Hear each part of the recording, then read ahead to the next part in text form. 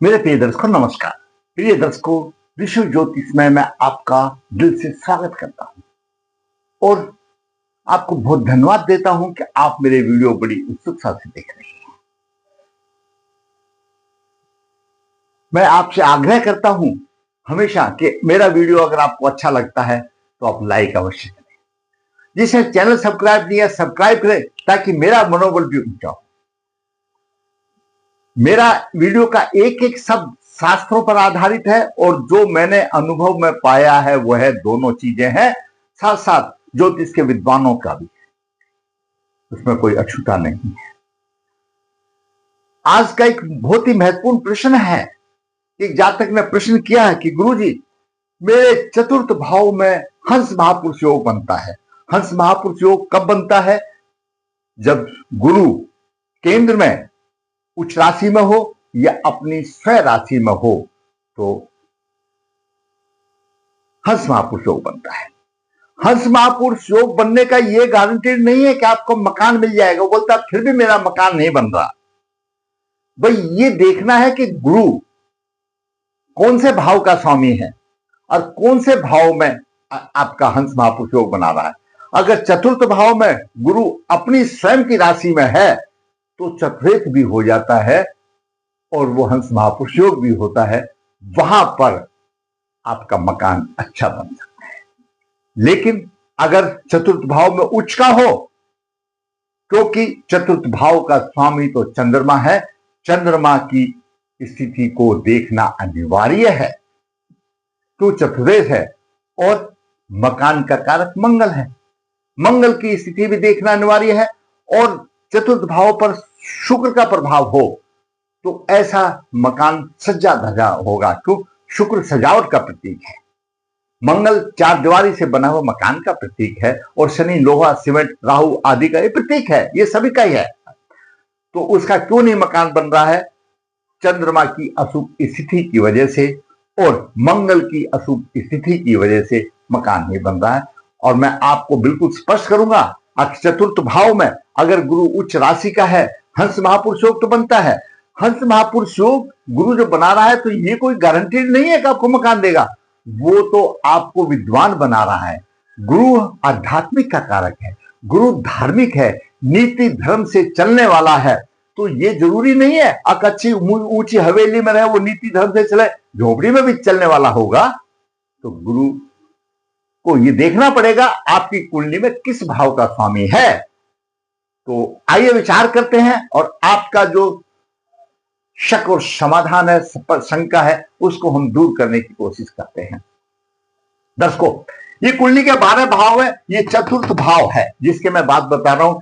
ये माता भूमि मकान आदि का भाव है। 4 केंद्र हैं, इनमें कहीं पर भी गुरु अपनी राशि में होगा, उच्च राशि में होगा तो हंस महापुरुष योग होगा। दूसरी बात, चतुर्थ भाव में गुरु दिग्बली नहीं रहता है और घर का देखा जाए तो ईशान कोण जो आपका है, पूर्व दिशा का कोण और उत्तर दिशा का कोण जहां मिलता है, जैसे मान लिया ये पूर्व दिशा से कोण आ गया और ये उत्तर दिशा का आ गया, ये गुरु का है, ये कॉर्नर ईशान कोण जिसको कहा जाता है, ईशान कोण। तो अपना अपना महत्व अलग अलग है। गुरु नीतिपूर्ण काम करने वाला, धार्मिक बताना, आध्यात्मिक का कारक है। आपकी कुंडली के हिसाब से गुरु क्या फल देगा वही देगा। और अगर चतुर्थ भाव में उच्च राशि का है गुरु, हंस महापुरुष योग तो बनेगा, वो तो मैंने आपको बता दिया। भाई झोपड़ी में रहने वाला का भी तो उदार होता है, आध्यात्मिक होता है। चंद्रमा की स्थिति बहुत जरूरी है देखना, चंद्रमा कहां पर है और चतुर्थ भाव पर क्या दृष्टि है ग्रहों की और मंगल की स्थिति कैसी है। तो विचार करते हैं बिना किसी देरी किए हुए। विशिष्ट योगों का पूर्ण प्रभाव क्यों नहीं मिल रहा? श्रापित योग और चंद्रमा केतु की युति, अपना मकान कब तक होगा? ये जातक का प्रश्न रहा मुख्य है। जातक का जन्म 16 जून 1979 कृष्ण पक्ष 7 सतविजा चंद्र शनिवार को हुआ। कृष्ण पक्ष 7 का चंद्रमा पक्षवली माना जाता है। जन्म के समय लगन उदय मेष लगन 7 डिग्री है, उदय मेष लगन 7 डिग्री है और लगने से मंगल है 29 डिग्री पर है और यहां पर मंगल रोचक योग बना रहा है। मंगल उच्च राशि में हो, स्वय राशि में हो, केंद्र में, तो रोचक योग बनता है, रोचक योग बना रहा है। लेकिन दर्शकों, मंगल के उदय के अंश है 60 डिग्री और मंगल के 29 डिग्री है, ना के बराबर है। रोचक योग की तो घड़िया उसकी 29 पर कौन ग्रह पहुंच देगा। तो रोचक योग भी अपने धज्जियां उड़ गई, उसके भी कुछ नहीं बचा है। आपने कहीं देखा होगा वीडियो पे, मैं भी देखता हूं, मैं भी, मेरे जैसे भी और भी बोल देते हैं कि आपका यहां पर मंगल अपनी राशि में होगा या उच्च राशि में होगा तो रोचक योग होगा। विशिष्ट योग है, 5 विशिष्ट योग माने गए हैं। हंस महापुरुष योग गुरुजी बनाते हैं, भद्रपुरुष बुध बनाता है, मालव योग शुक्र बनाता है। इस तरह से शनि शशक योग बनाता है। तो ये 5 विशिष्ट योग है, इनका सबका सारांश यही है, आपको सम्मानित योग है, किसी चीज की कोई कमी नहीं रहती। लेकिन उसको देखना है कि उसकी डिग्री कौन सी है। यहां पर तो मंगल अगर आपको 29 डिग्री लेकर के बैठा हुआ है तो कैसे होगा। अगर मैं आपको बोलूं आपका यहां पर लगन मेष में होगा, यहां पर होगा, यहां पर होगा, और आपका उच्च राशि में होगा और स्वय राशि में होगा तो रोचक योग होगा। मैं पुल बांध देता हूं, वास्तविक कुंडली में दिखा करके बताओ ना कैसे पुल बांधते हैं, उसकी डिग्री कितनी है, कहां का स्वामी है, तब तो होगा। पासर जी ने बिल्कुल स्पष्ट कहा है इस चीज के ऊपर। तो मंगल यहां पर निष्फल हो गया। द्वितीय भाव में शुक्र 11-26 देकर अपनी राशि में धन की कोई कमी नहीं है। तृतीय भाव में सूर्य 0-0-35 डिग्री प्रभावहीन है मृत अवस्था में। बुध अपनी राशि में 18 डिग्री 53 है, बुध अपनी राशि में है, अच्छा है, तृतीय भाव अच्छा है और बुध अच्छा है, बुद्धि का कारक है, बुद्धि अच्छी है, लेखन शक्ति भी अच्छी है जातक की। चतुर्थ भाव में गुरु उच्च राशि में आ गया, चतुर्थ भाव में गुरु उच्च राशि में आ गया और पंचम भाव में शनि और राहु की युति बन गई। शनि 14 डिग्री, राहु 18 डिग्री लेकर के है। शनि 10th भाव का स्वामी, एकादश भाव का स्वामी पंचम में आ गया, शुभ है, राजयोग है। उसके बच्चे भी आपकी कीर्ति को, पता को फैलाएंगे। लेकिन साथ में राहु आ गया तो टांग पकड़ खींच ली, शापित योग बन गया, कमी आ गई ना। राजयोग है, 10th भाव का स्वामी पंचम में होगा, राजयोग होगा। हम तोते की तरह बोल देते हैं बिना कुंडली देखोगे, हर 10th का स्वामी राजयोग, पंचम में होगा राजयोग। भाई वास्तविक कुंडली में देखो ना क्या स्थिति है, बाकी और भी तो ग्रह हैं, वो भी तो अपना काम करेंगे। यहां पर शापित योग बना दिया, क्षीण हो गया, कमजोर होगा, होगा तो सही लेकिन कमजोर होगा। एकादश भाव में चंद्रमा कुंभ राशि में 13 डिग्री लेकर के साथ में केतु है, चंद्रमा पीड़ित हो गया। अभी देखिए दर्शकों, लगन में मंगल स्वगृही है, 29 डिग्री पर है, मृत अवस्था में है। रोचक योग का क्या फायदा होगा। चतुर्थ भाव को नीच दृष्टि से देखता है मंगल, नीच दृष्टि से देखता है चतुर्थ भाव को। मकान का कारक ग्रह है मंगल, मृत अवस्था में है। माता, घर, वाहन, सुख से वंचित हो जाता है जब मृत अवस्था में हो गया। पत्नी पर भी कष्ट बना रहता है। सप्तम दृष्टि से सप्तम भाव को देखा, जैसी डिग्री है वैसा ही प्रभाव देगा। मृत अवस्था तो मृत अवस्था देगा। अगर यह बलवान होता तो ज्यादा परेशानी आती, इसलिए सप्तम भाव के लिए कोई बड़ी बात नहीं है। लेकिन रोचक योग खत्म। अब बात करें गुरु की। गुरु 9वें भाव का स्वामी है, द्वादश भाव का स्वामी है, उच्च राशि का चतुर्थ भाव में है। अच्छे परिवार में जन्म लेकर के उच्च स्तर का जीवन यापन करने के बाद भी असंतुष्ट बना रहता है। क्यों कि सप्तम दृष्टि, नीच दृष्टि 10th भाव पर है। नौकरी आदि में अगर ऐसा हो तो प्रमोशन नहीं मिलता, उच्च अधिकारी का सहयोग नहीं मिलता, शुभ कार्यों में धन खूब खर्च करता है, जिसके कारण अर्थ का विभाव हो जाता है। क्यों 9वां भाव मूल त्रिकोण राशि है गुरु की, धर्म है 9वां भाव, और मीन राशि खर्चे के भाव में है। 9वीं दृष्टि से खर्चे के भाव को देख रहा है। धर्म के पीछे इतना दान करेगा, पुण्य करेगा, वो सब कुछ लुटा देगा, धार्मिक प्रवृत्ति तो होगी, ऐसा जातक होगा। बिल्कुल स्पष्ट है, हंस महापुरुष योग बन रहा है। लेकिन कौन सी दृष्टि से बन रहा है? 9वें भाव का स्वामी है, द्वादश भाव का स्वामी राशि का है। अब यहां पर देखने वाली बात है चंद्रमा कहां पर है। अभी चंद्रमा का भी देख लेते हैं। चतुर्थ भाव का चंद्रमा एकादश भाव में है, अपने भाव से अष्टम स्थान पर है। चंद्रमा से छठे स्थान पर गुरु है और गुरु से अष्टम स्थान चंद्र, यानी चतुर्थ भाव से अष्टम स्थान पर चंद्रमा है। यहां पर समस्या आ गई, माता रोगनी होगी, घर वाहन का सुख नहीं मिलेगा, संतोषजनक नहीं मिलेगा, आमदनी अच्छी तो होगी किंतु केतु से पीड़ित है, केतु विटाम पकड़ खींच लेता है, थोड़ी सी दिक्कत आती है क्योंकि अपने भाव से अष्टम में चला गया। तो माता भूमि मकान का तो सुख ही नहीं, माता बीमारी। अष्टम भाव से, हरेक भाव से जो अष्टम भाव है उसका मृत्यु और दीर्घकालीन रोग है। चतुर्थ भाव से अष्टम एकादश भाव पड़ता है। हम द्वादश भाव को, राहु को क्यों अशुभ बनाते हैं? क्यों पंचम से अष्टम है और पंचम हमारा संतान का है, संतान के लिए प्रति कष्ट होता है। और अष्टम राहु को क्यों प्रतिदोष बनाते हैं? क्यों लगन से अष्टम है, अष्टम हमेशा परेशानी आता है। चतुर्थ भाव से चंद्रमा अष्टम में चला गया, भूमि मकान का आदि का सुख नहीं, चंद्रमा मन का इनकार कर रहा है। अब क्या है इनकी ग्रहों की, मैं अभी थोड़ी सी देर के बाद मैं आपको और बता दूंगा। तो इसलिए यहां पर नहीं बन रहा है। शुक्र अच्छा कुटुंब का सुख दे रहा है, कोई दिक्कत नहीं है।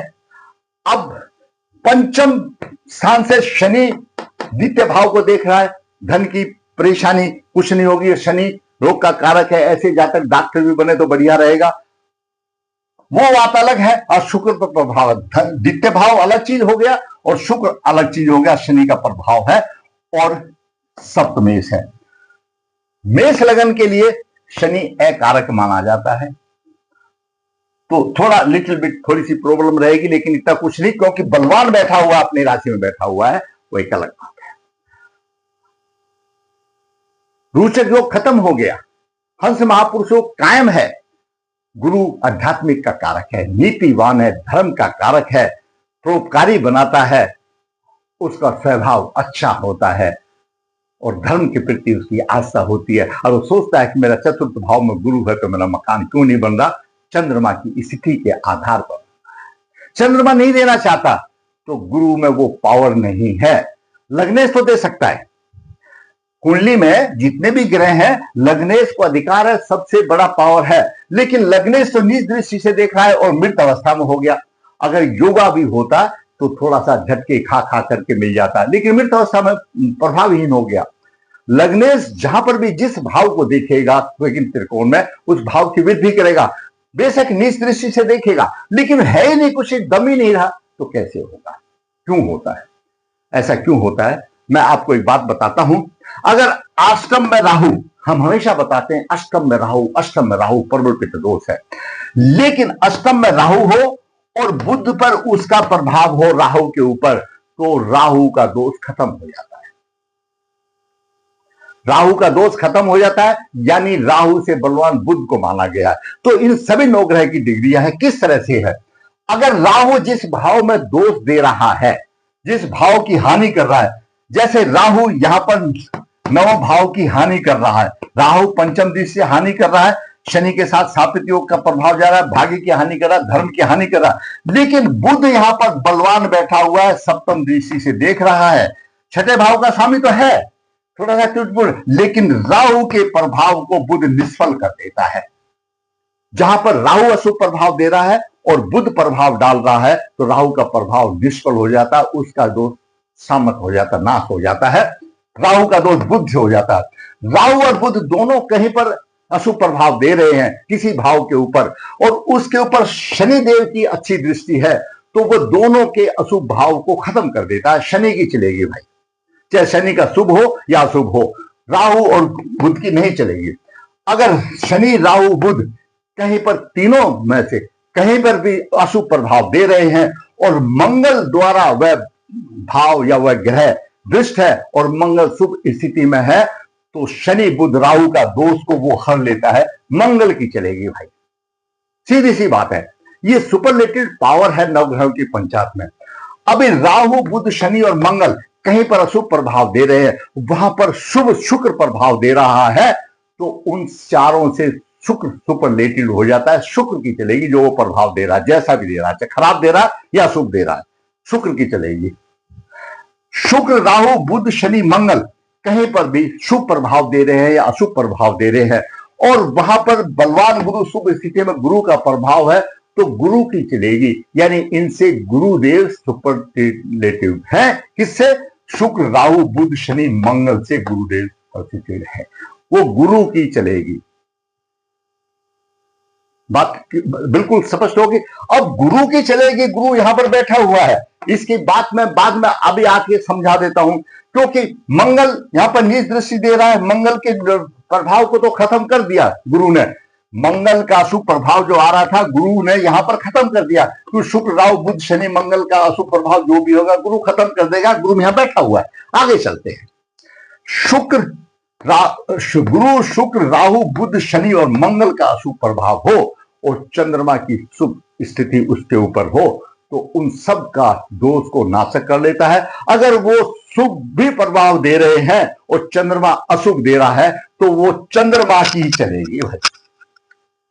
चाहे चंद्रमा शुभ दे रहा है या अशुभ दे रहा है, तो उन सब से सुपीरियर चंद्रमा है। अब बात करते हैं सभी ग्रहों का दोष नाशक सूर्य के बलवान होने पर। अगर सूर्य जिस भाव को देख रहा है, मान लिया किसी भाव में सूर्य अपनी राशि में बैठा हुआ है, तो वो सूर्य की चलेगी। सूर्य राजा है। सूर्य बलवान हो और बाकी ग्रह अगर कहीं अशुभ दे रहे हैं और अकेला सूर्य ही शुभ दे रहा है, तो सूर्य राजा है। सब ग्रह ऐसे आंख बंद करके शांत बैठ जाएंगे, जो राजा ने बोल दिया वो दे दिया। तो यहां पर वही कारण है कि चंद्रमा नहीं देना चाह रहा, तो चंद्रमा गुरु से सुपरलेटेड है, इसलिए मकान उसका नहीं बन रहा है। चंद्रमा की स्थिति अशुभ स्थिति आ गई है और अपने भाव से अष्टम स्थान पर है और चंद्रमा पीड़ित है प्रवृत्ति के दोष। मैंने आज आपको सारा इन डिटेल में आपको बता दिया। तो रोचक योग खत्म हो गया, हंस महापुरुष योग खत्म हो गया, श्रापित कुंडली शनि राहु की श्रापित कुंडली बन गई। और जिस कुंडली में शनि राहु का श्रापित योग हो, शनि मंगल का विष योग हो, चंद्र ग्रहण का राहु गहन योग हो, राहु सूर्य का गहन योग हो, वो सब बाकी शुभ योगों का सफाया कर देते हैं, उनको बड़ी न्यून मात्रा में मिलता है। तो इसके श्रापित योग की शांति करानी पड़ेगी। काल सब दोष है, काल सब दोष को निवारण करना पड़ेगा। चंद्रमा केतु पीड़ित है, शांति करानी पड़ेगी। चंद्रमा का भी रत्न धारण किया जा सकता है, चंद्रमा का रत्न धारण कर सकते हैं, लग्नेश का भी कर सकते हैं, सूर्य का भी कर सकते हैं और गुरु का भी रत्न धारण कर सकते हैं। गुरु तो पहले से ही बलवान है, तो लग्नेश का रत्न धारण आवश्यक रहे, चंद्रमा का रत्न धारण आवश्यक रहे, गले में धारण करें, लक्ष्मी योग हो जाएगा, मकान बन जाएगा। दूसरा दर्शकों, चंद्रमा को लाइन पर लाने के लिए, चंद्रमा को से शुभ प्रभाव पाने के लिए गुरु तो ऑलरेडी दे रहा है उच्च राशि का। आप ईशान कोण में पीतल की गंगा जली में गंगा जल भर के रख दो और उसमें चांदी का एक पत्रा डाल दो, जो चंद्रमा का प्रतीक होगा। गज केसरी योग हो जाएगा, ईशान कोण में बैठ जाएगा। आपका ईशान कोण यह है, आपका मकान भी बन जाएगा और बल्ले बल्ले हो जाएंगे। तो इसलिए आपका मकान नहीं बन रहा है।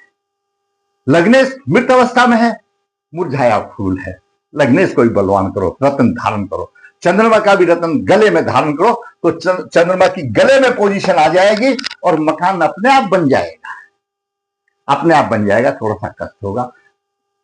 दोस्तों, अगर मेरा वीडियो आपको अच्छा लगा तो लाइक करें, शेयर करें, और जिसने मेरा चैनल सब्सक्राइब नहीं किया तो सब्सक्राइब करें, ताकि मेरा मनोबल भी ऊंचा और इसी प्रकार वास्तविक कुंडली बना करके आपका मार्गदर्शन करता रहूं। धन्यवाद।